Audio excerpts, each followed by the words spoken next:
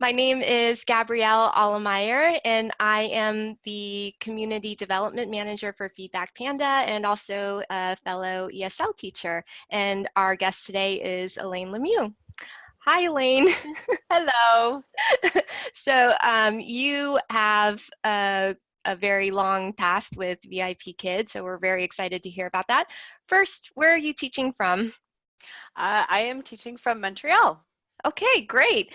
So Canadian. So it's cold there right now. Looks like you're Yes. all wrapped up. I'm bundled up. It's not too bad today. It's probably about 40 or 45 degrees. No snow yet, Oh, but that's not too bad at all. yeah, It's still above freezing. So absolutely. Yeah, we won't get into the real cold weather until probably January. okay, okay. So that's pretty normal.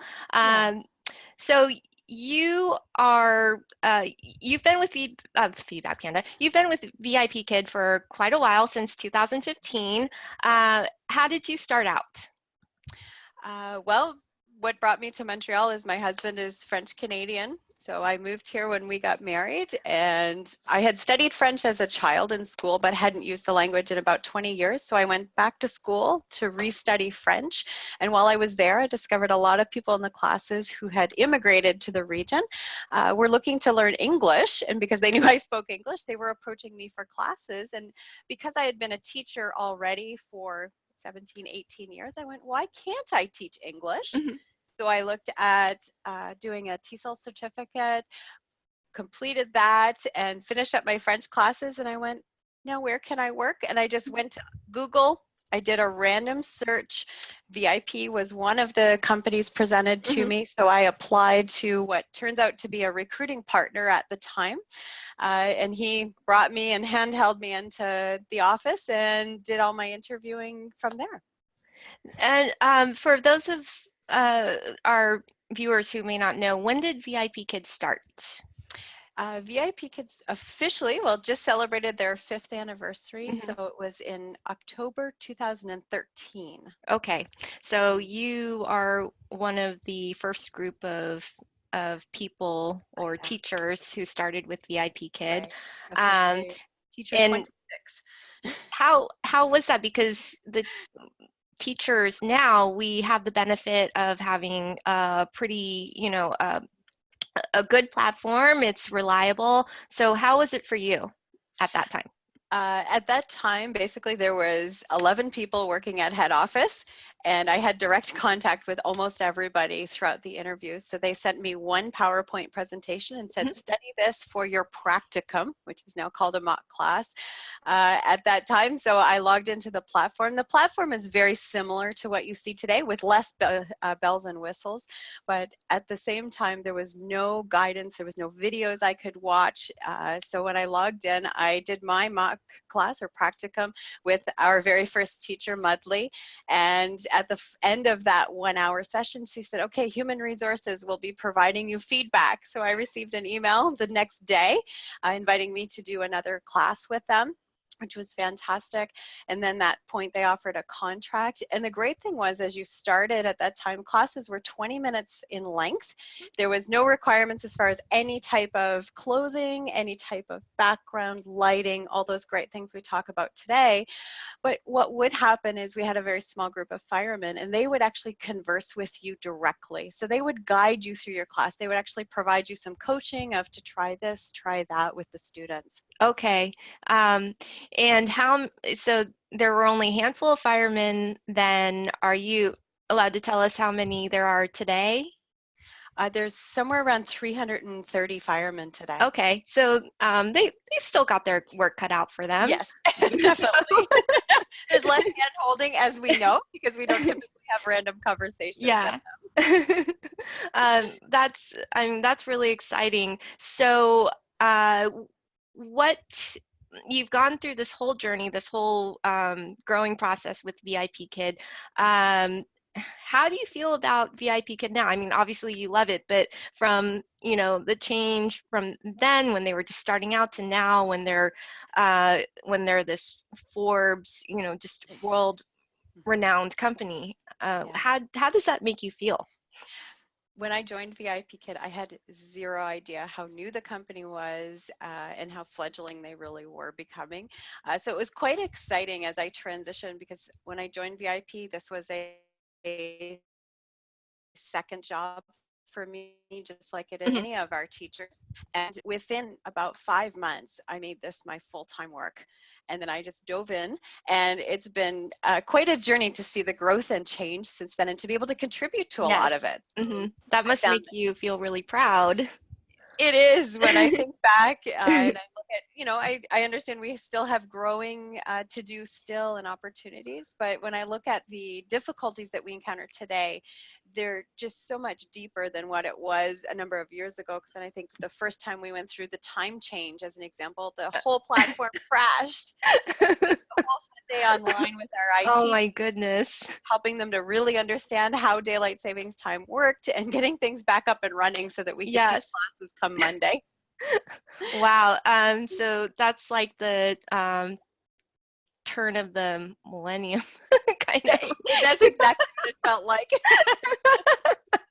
where everyone was like, "Oh, everything's going to crash," when it Exactly. doesn't. We overcame that, and obviously we learned because we didn't have any difficulties Yeah. going forward. Yeah. No, we've all benefited. Myself, all the teachers that have come on since then. I came in maybe 2016, so it was still there Early. weren't as many teachers then as there are now. I mean, I think there were maybe, I think I heard like 6,000 at the time that I That, started. I think it's grown exponentially. You can confirm what I'm saying.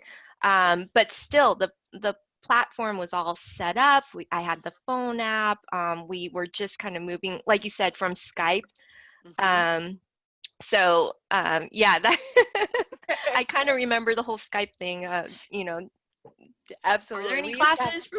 yeah, right, the up for grabs. And Yeah. initially, we had to get on Skype to the firemen and type ready for the Hmm. start of every single class on Skype. Oh, goodness. We were there. If we were available, but we didn't have a class booked, we were automatically a substitute teacher, and we were paid to sit in that empty classroom for a number of minutes, Yes. just in case there wasn't a teacher that was available. So So what is your current role with VIP Kid now? now, currently, I really have three roles that I do Hmm. within the organization. Okay. First, I'm a teacher still, so I've still continued to teach major classes, and I'm certified for just about everything that's available because of the additional roles that I hold as well. So I do somewhere around 30 to 40 major classes a week.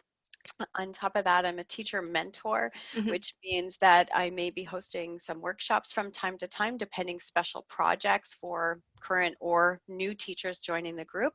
As well, I do one-to-one consultations with our teaching team. So when a teacher's like, I just need a little bit of help, am I on the right track? Or I need some guidance with this particular student or lessons and that type of thing. I'm also one of the original people that helped to create the mock class mentor team as you know it today. Hmm. So we have somewhere around 500 or so teachers that are on that particular team, and we're meeting with all those new applicants that wish to teach with us and helping to coach and support them. And I also help and coach and support the actual MCMs in their roles. Okay, so you are wearing many different hats. Yes. Um, did you attend the meetup in Orlando? I have not had the opportunity to attend the Journey event Oh, the Journey specifically. events. Yeah, that's what they're Yeah. called. So I have traveled Mhm. to Nashville. I've done a couple of teacher meetups in that area. I'm part of we have a small group here in Montreal, but we get together fairly often, and I help to coordinate and set those up as needed. Okay, and then you went to Beijing in 2016, That is you said, correct. and you met some of your students. Can you tell me about that? Yeah, absolutely. So that was teacher trip number one, Hmm. actually, that head office set up. And I got the email like 20 minutes before I was supposed to start teaching. And I remember running through my house screaming and crying, oh Yeah, my I God, I'm get going to Beijing. My husband it's thought like somebody winning had the died. Price is Right. Right, exactly. So it was a bit of a whirlwind getting everything organized and visas set up to do the travel. But head office is just so amazing and warm and welcoming. They love to see teachers come to head office and literally roll out the red carpet to welcome you into the office itself.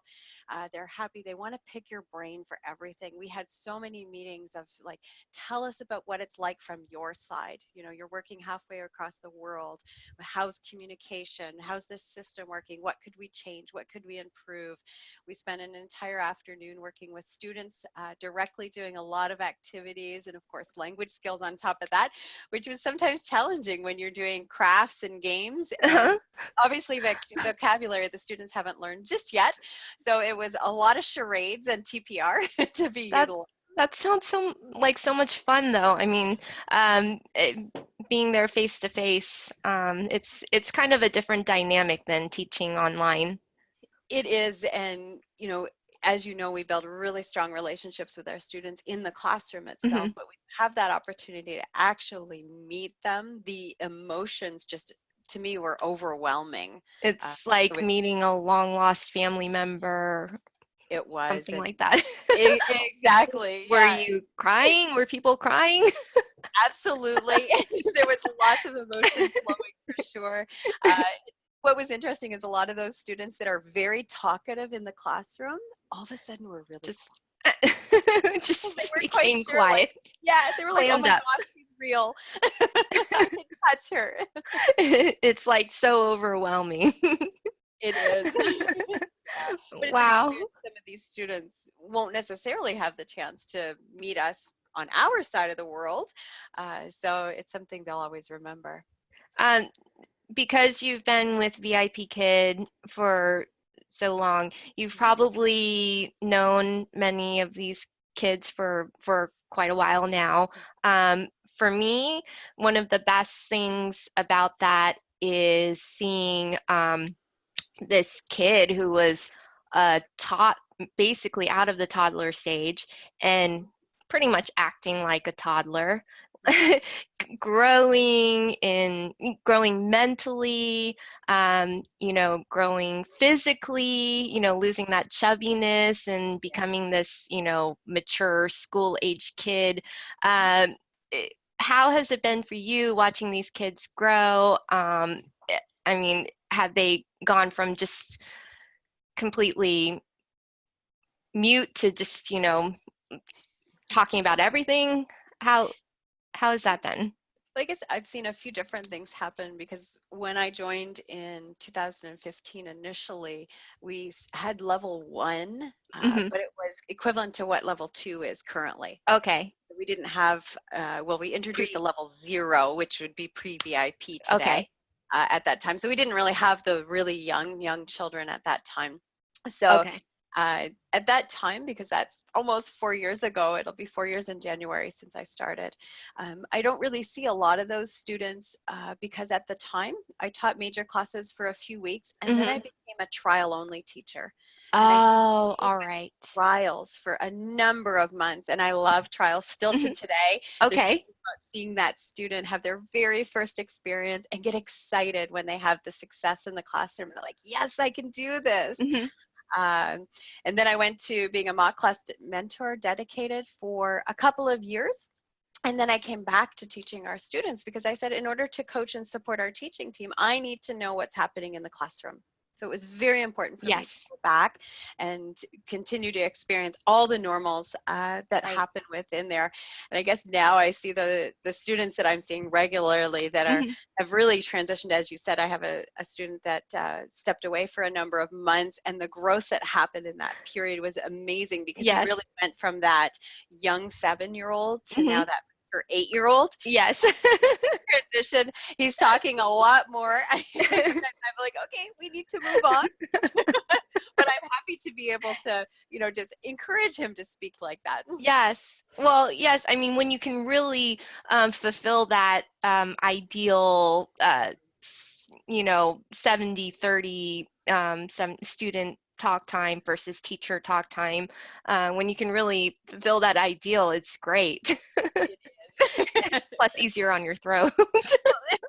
That too. And And I would much rather be able to step back and be more of a facilitator of the Hmm. topic and just guide my student. Yes. That's what can help manage your lesson timing too, because I think sometimes as teachers, we feel like we have to be front and center all of the time, and we literally have to teach 100%. Sometimes allow the student to teach Hmm. you.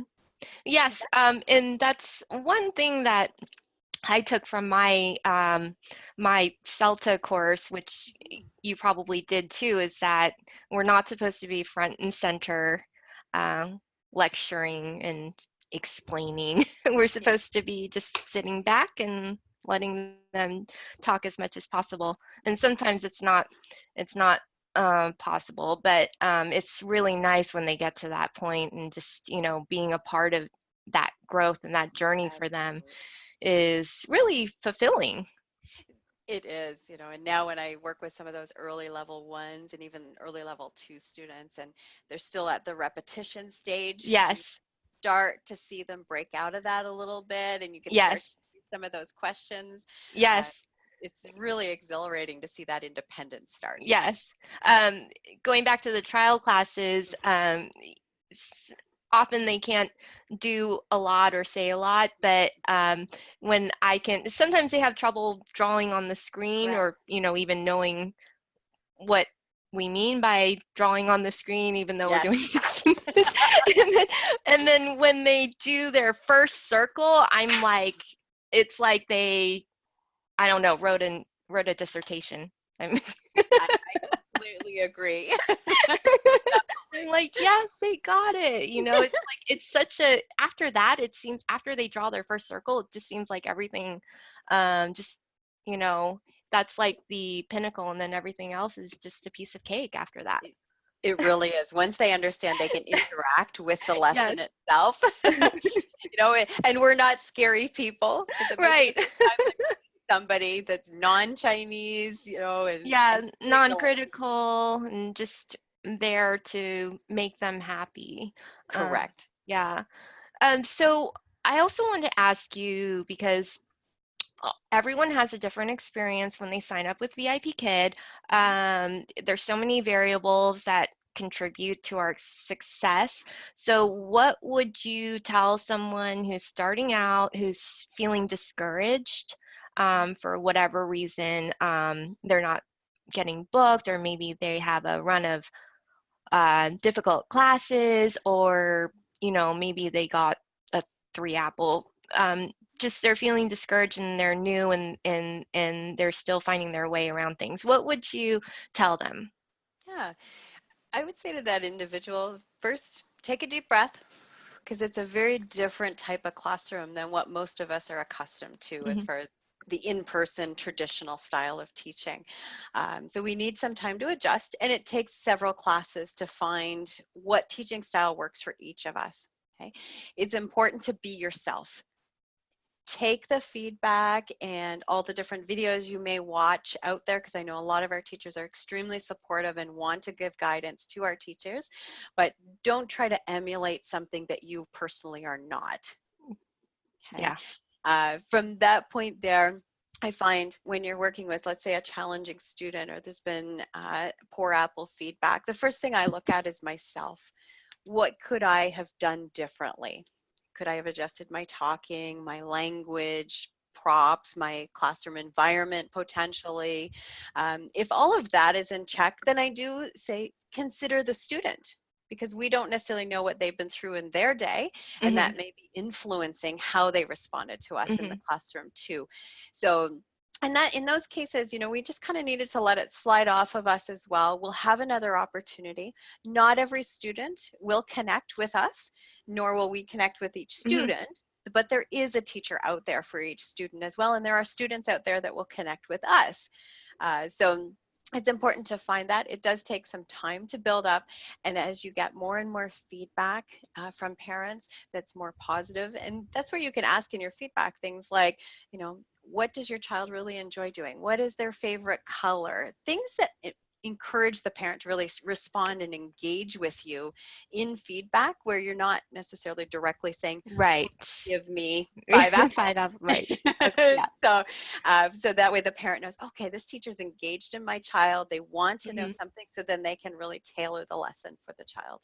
Okay. And I think that's really useful. I think it's really hard to be introspective during those times, and it's smart, and I've been there before too, not too often, Absolutely. thank goodness, but Mhm. I've been there, and it does smart. So I think the main thing is how can I better myself or Yeah, improve myself, and really how are we going to react to that, because we can't, absolutely. in the end we can't really control what they're going to think. Even if we there was nothing we could have improved on, we can't really control what is going to happen. So I guess we just have to control our reaction to that, huh? We do really. And that's where, the one-to-one mentoring that I do with our teaching team as well can often be helpful, because a lot of the teachers I meet with there, they just are looking for validation that they're doing things right. Mm-hmm. Right? Which is what the majority of what I see in the classroom. And then it's just taking what they're already doing well and making it even better, giving Okay, them some very different, good. yeah, different Enhancing. techniques. Exactly, to consider. Okay. um, and that's really good advice. Now, what about if they're not getting bookings, and a lot of teachers do get discouraged because they're not getting, and that actually was me in the beginning, and there were reasons for that. I wasn't opening a lot of slots, for one. Right. I was kind of I was spreading myself between a couple of other companies at that time because I had just gotten into the field. Okay. So there were reasons why I wasn't getting booked as much I might have. What Mhm. would you tell someone who's getting discouraged? It's been a month or two and they're still not getting regular bookings, or Mhm. um, with with bookings, it really does, I find, take a period of time. It took probably about 6 weeks, 6 to 8 weeks approximately, for me to mhm, build up even a solid schedule when we mhm, first started in 2015, because we only had about 200 students at that time. The thing is, keep your schedule static as much as possible. So if you know every Monday you're available from this time to this time, parents do look for that consistency. mhm. uh, they also look for teachers that plan kind of long term. So if you're able to say, for the next 4 weeks, 5 weeks, I'm available at those same Yes. times, parents will go, okay, I like Monday at 7 p.m. for my child. This teacher's consistently available. They understand when we take vacation and things like that. Mhm. So don't hesitate to take those days off, because it's important for us to look after ourselves so we can be the best teacher Yes. for that student. I know a lot of our teachers take the approach of open up absolutely every spot. What I say is, know your limits. If you Yes. know that 1 a.m. is not the ideal time for you to be teaching, don't feel obligated to open it. Yes, and that's also what I did, or did not do, Right. was open up really early. I kind of just like dipped my toes into the water. I didn't even Yeah. open back to back. I was opening like every other slot, so it was like 2 or 3 slots Hmm. a day, um, Absolutely. because I wasn't sure I'd make it out of the class in time, and I didn't want to pressure myself on that, Hmm. in case I, wasn't watching the time or something. So I think a lot of people um, also just kind of all of a sudden just start booking back to back, and that's a really heavy load to carry on yourself when you're not used to the online platform too. Absolutely. I think doing back to backs sometimes for some teachers can help manage time, because they know I have 25 to 28 minutes. I Yeah, need to complete everything. So having kind of the pressure of that class right yeah. after is good. I would never recommend a brand new teacher, say, does 8 classes back to back. That's probably going to be a bit overwhelming, because you're still figuring out how your setup works, how you like to organize, what you want to use in those classes, as well as resources. So probably do maybe two, a break, do a break, I'm and then just come back. laughing because I just remember myself, like, when I started doing back-to-back classes, I just lost stuff on my desk. I was throwing stuff around. Oh my I totally agree. And I still do a bit of that today. In fact, on top of my background is a shelf. And if I pan my camera just a little bit, you'll see some of my God. Okay. So in between classes, it's a quick grab for whatever I'm looking for, because I'll set everything up to be there by class. That's a useful tip too. Yeah, A classes back to back is even hard for the seasoned teacher. It is. Absolutely, because we need that mental break, even just Mhm, to step away from our desk for a moment, stretch, have something to drink, eat, mhm. etc., so that we can be the best for the students too. Well, it's good to know that you took a long time getting a lot of regular bookings. For me, that was also the case. And again, I had so I think most people who may be experiencing that probably have some sort of similar circumstances as I do, just not opening a lot of slots, or maybe they're kind of scattered. It took me maybe a few months to really start getting. I was getting bookings slowly, but not to the point where I could um, comfortably go, make it my sole source of income Right. as I can now. Yeah. I think it's important for teachers to know that it's a bit of an investment of time It too. is. It is, and that's what I'll say to teachers is don't expect to hit the ground running on day one. I won't say that's impossible because there are times where it Yeah, can occur. yes, Uh, and it has. I've seen teachers who have happened, and it's Absolutely. also important to know that don't compare yourselves to them, right? Yes. And Okay. that's very important not to do so. I mean, this is like any other self-employment, right? We need to invest in it in order to build that business. Hmm. So that means, sometimes we need to do more planning, we need to do some preparation, those great biographies that we put out there, the Yes. photos, videos as well to help promote ourselves. When you're changing things like that, send in a ticket to head office so that they can help to translate your biography into Mandarin, because that helps parents be able to Oh, see your profile with more ease as well, because then actually, go ahead. that no, that's really useful. That's actually something I didn't think about.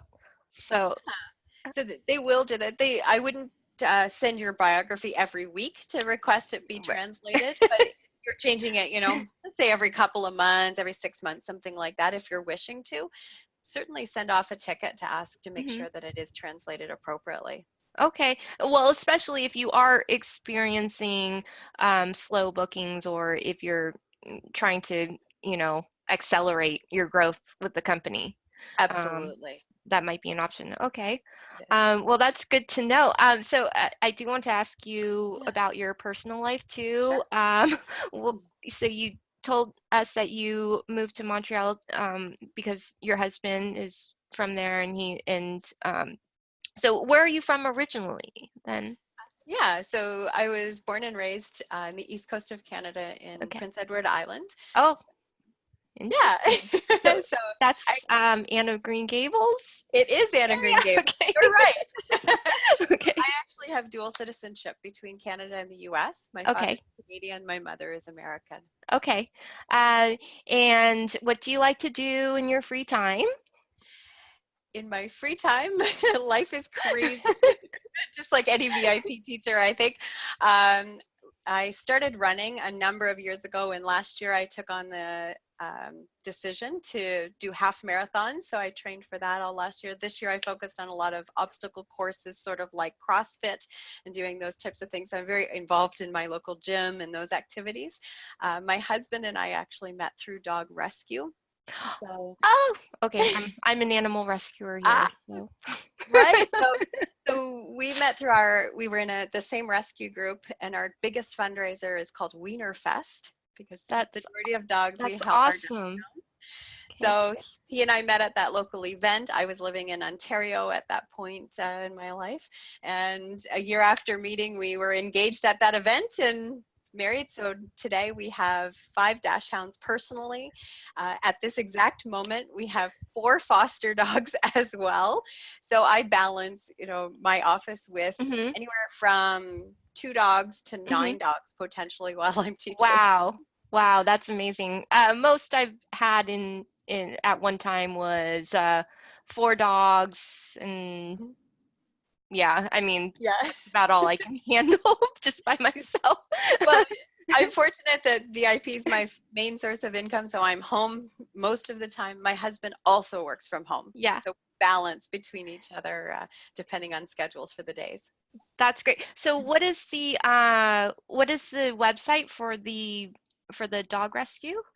Yeah, the rescue itself is called Tiny Paws Dog Rescue, and it's tpdr .ca is the actual. Okay, tpdr.ca. So yeah, I'll put that in the little write-up that I do, Great, because that's an issue that's close to my heart too. So absolutely. We good to know, good to know that you're into that too. most definitely it takes up a lot of time. In fact, I'm just taking on additional role of becoming treasurer for the group as well. Oh, that's great. Well, we just, we need more people like you who are aware of the plight of dogs and homeless dogs. It So, is. And um, it's a challenge because we've also yeah, joined a growing network, and I'm sure there are probably similar networks around you. That one is called Freedom Drivers, and we focus on transporting all animals, doesn't matter what they are, from any region within Quebec through Ontario, across the country, even picking animals up at the airport if they've come from other right. countries, Oh, and that's the rescue. great. Yeah, I know of them. I used to be in LA, which was pretty good for animal rescue, although not maybe the animal shelters weren't that great, but animal rescues were big there. I'm in Florida now. I moved to Florida. Uh, Animal rescue isn't really a thing here, so it's something that I'm still trying to, you know, it's an uphill battle, as you know, And even in a that's place where they are more aware. exactly. And that's what we're actually doing a lot of in Quebec. Quebec is known as kind of the puppy mill capital of North America. Really, I did So, not know that. yeah, it's just actually 2 years ago that Quebec recognized animals in general as sentient beings. Up until that point, your dog or cat had the same right as your chair that you were sitting Right. on. Well, I think probably technically, even though in the hearts and minds of the population in America, that's not the case. I think technically, Right. probably legally, they're still considered chattel or property. Property in that element. Yeah. Hmm. We actually, when we will look at a lot of the activities within the United States, because we're also connected through several groups there too, Yeah. animal rights seem to be more respected in the US as a general umbrella statement Hmm. than what Canada is in general. Yes, I would say that there are definitely, it does vary by city and Yes. region, for sure. And it's still a new thing in Florida. So I Yeah. don't know, maybe, maybe that was my purpose in moving Moving into here, that area. trying to start something like that. Um, well, that it was really great talking to you. Really nice to know that you rescue animals. Is there anything else you'd like to talk about or comment on? I think the thing is just always keep looking forward. VIP is definitely very open to feedback. So if you see opportunities for development and growth and how we can improve things for the student and the teaching team, let them know. Yeah, They may not be able to put that change in right yeah. away, but it's on a list. And down the Well, road, you will probably see it. what I've seen is that they've been pretty responsive to, I mean, especially if they see it in numbers. Yes, They've been responsive to, suggestions or complaints or whatever it is. So I think they're a pretty reasonable group of people, especially absolutely. compared to places I've worked before, Mhm. as an employee and not an Absolutely. independent contractor. So I'm very thankful for VIP Kid.